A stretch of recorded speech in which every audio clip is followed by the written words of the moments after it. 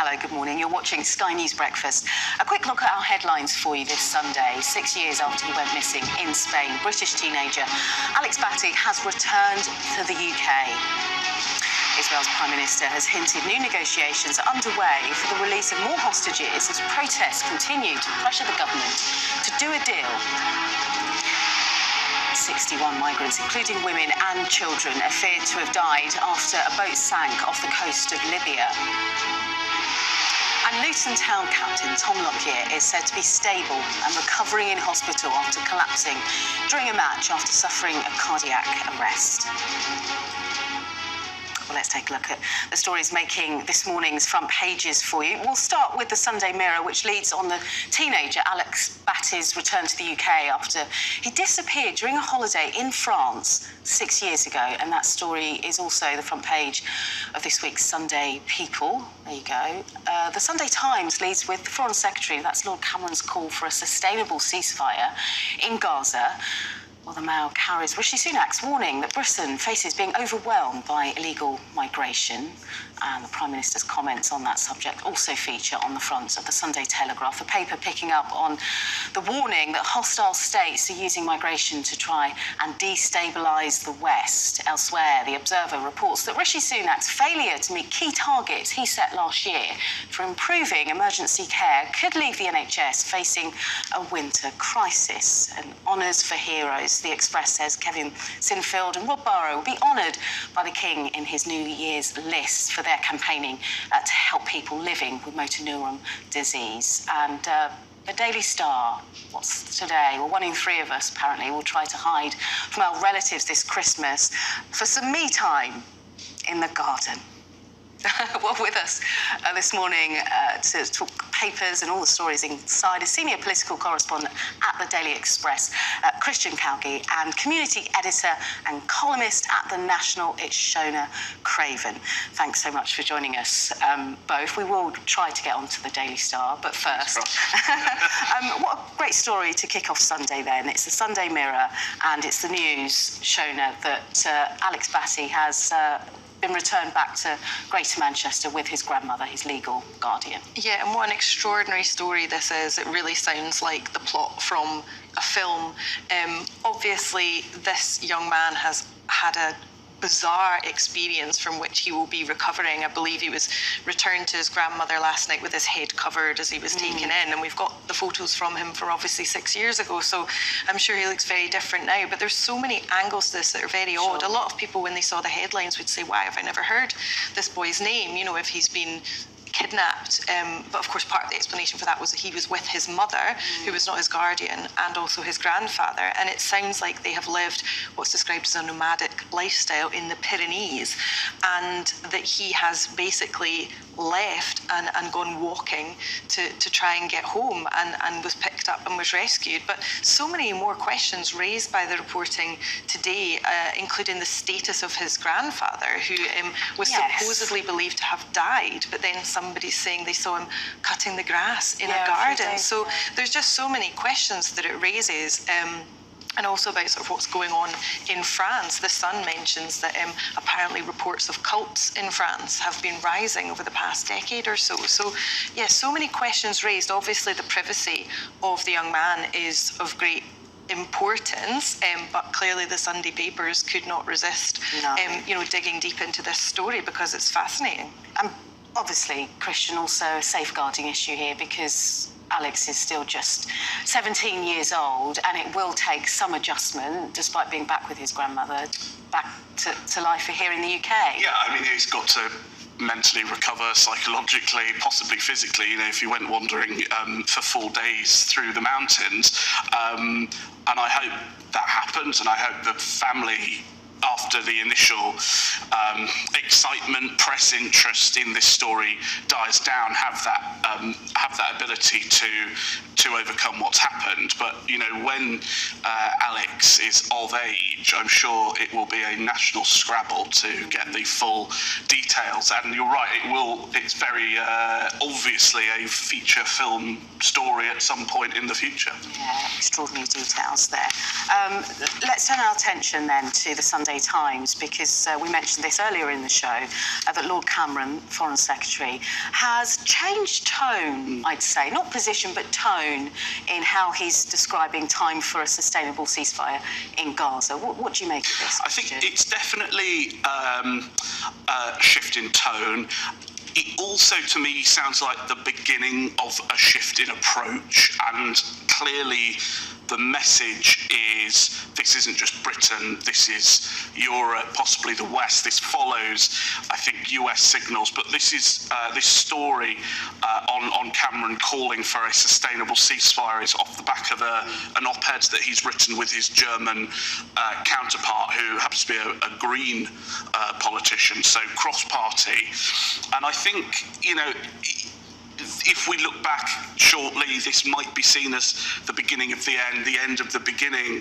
I think the recent horror that took place of Israeli hostages being accidentally shot by the IDF in Gaza is certainly one of those stories that will cut through and will start to make people wonder whether the IDF are conducting their operation in Gaza with the accuracy that people would want them to. Obviously, the West is still united in wanting Israel to get rid of Hamas, but I think the tactics and somewhat indiscriminate nature which have led to the huge death tolls in Gaza, we're always going to strain support in the medium and long run. And I think this is the government really starting to warn Israel about the West's attitude and what direction it might be heading. Do you think it'll have much influence on the US administration?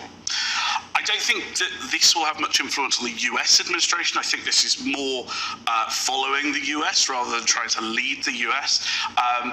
The question really is, does a cacophony of voices in the West start to feed through to Israel's policy? At the moment, they seem fairly headstrong, bar a few assurances they're given to the US that they'll start targeting a bit more better. But, you know, it all remains to be seen.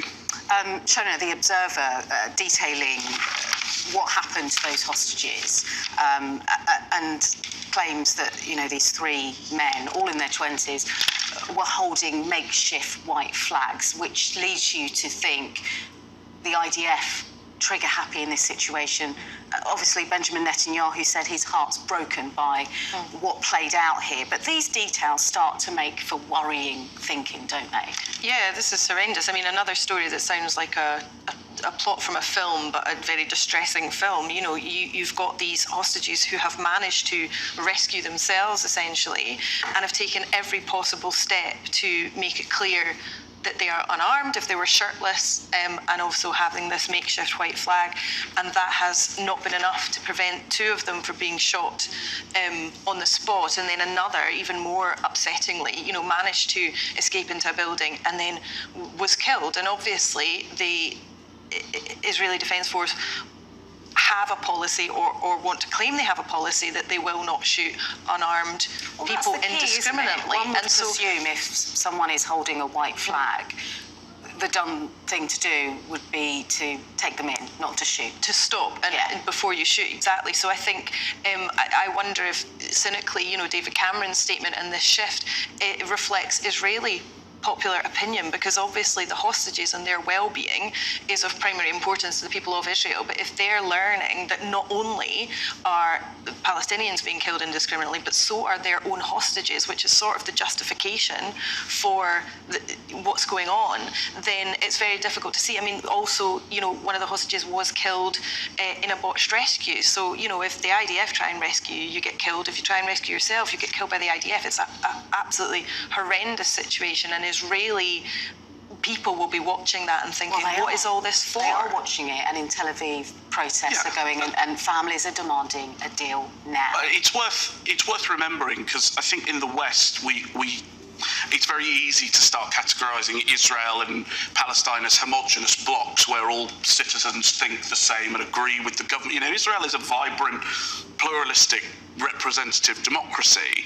And as we saw recently over the judicial reforms, Benjamin Netanyahu is really not popular, and a lot of Israelis still blame his failures to be focusing so much on domestic arguments as to let the security lapse and allow the October 7th attack to happen. So, of course, this is a real PR failure for Israel, and in the West, I think another PR coup for Hamas, unfortunately. It was a catastrophic failure of intelligence for the Netanyahu administration, and those questions will be asked in the coming weeks and months. Shall we move on briefly to the Sunday Express and the honours list in the new year? Talk us through who's been nominated. Well, it's always nice to get both leaks of who's getting honours, but also, this is a very heartwarming story. These are the rugby players Kevin Singfield and Rob Burrow. Rob, who has a very debilitating motor neuron disease, but those heartwarming scenes, I think last year, where Kevin pushed Rob for 26 miles around a marathon in Leeds and then carried him across the finish line. So this is a double story, both that the King is going to award the pair CVEs apparently, but also part of the wider Sunday Express campaign to get more funding into motor neuron disease. They want 50 million from the government, and also Kevin has raised £1 million from 7 marathons in 7 days for the cause. My goodness, incredible, isn't it, Shona? Yeah, I think it was on TikTok that, I saw the clip of this, and you couldn't fail to be moved by the scene of them crossing the finish line. But I also like the line, "I'm not going to let you finish first," was what he said. He was pushing him. He said, "We're going to cross the line together." And, I like that aspect until the end. Indeed. Okay, so Shona, talk to me about Starmer using European human rights to fight for a pet dog. Yeah. And this is in the Mail. Sunday Mail. Interesting little story in the Mail. Beautiful dog. Well, let's be measured in what we said. Looks aren't everything. He did bite somebody into their hand. I love how sort of tenuous this is. So it's reported in quite a light-hearted way. It can be a dog's life being a human rights lawyer, as Keir Starmer found when he went to the European Court of Human Rights. And then it sort of says, when Keir Starmer was making his name as a barrister, the now Tory leader who last week exploited Tory divisions over whether international human rights laws should stop Britain sending migrants to Rwanda.